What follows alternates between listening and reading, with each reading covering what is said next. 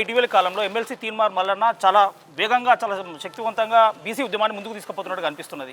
ఒకవేళ భవిష్యత్తులో ఆయన కనుక ఏదైనా రాజకీయ పార్టీ ఏర్పాటు చేస్తే మీలాంటి వాళ్ళు మద్దతు ఇచ్చే అవకాశం తప్పనిసరి కావాలని కోరుకుంటున్నాం కదా.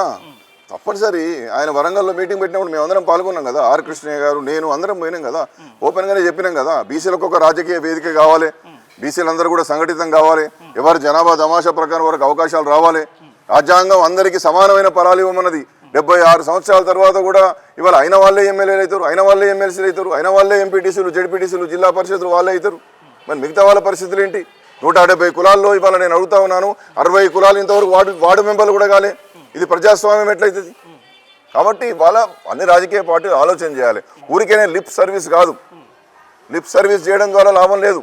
మీ విధానాలలో మీరు ఇచ్చేటటువంటి మీ యొక్క సంస్థాగతమైనటువంటి మీ పదవులలో బీసీలకు అవకాశం ఇవ్వండి. ఇవాళ అన్ని రాజకీయ పార్టీలు నేను అడుగుతా ఉన్నాను, బీఆర్ఎస్ కావచ్చు, కాంగ్రెస్ కావచ్చు, కమ్యూనిస్ట్ కావచ్చు, ఈ ఏ పార్టీ అయినా బీజేపీ కావచ్చు, మీరు ఇప్పటి వరకు మీరు జనాభా తమాషా ప్రకారం మీ జిల్లా అధ్యక్షులు కావచ్చు, లేకపోతే మీరు రాష్ట్ర కార్యవర్గాలు కావచ్చు, లేకపోతే మిగతా మోర్చాలు కావచ్చు, వాటిల్లో బీసీలకు ఎంతవరకు అవకాశాలు ఇచ్చారు?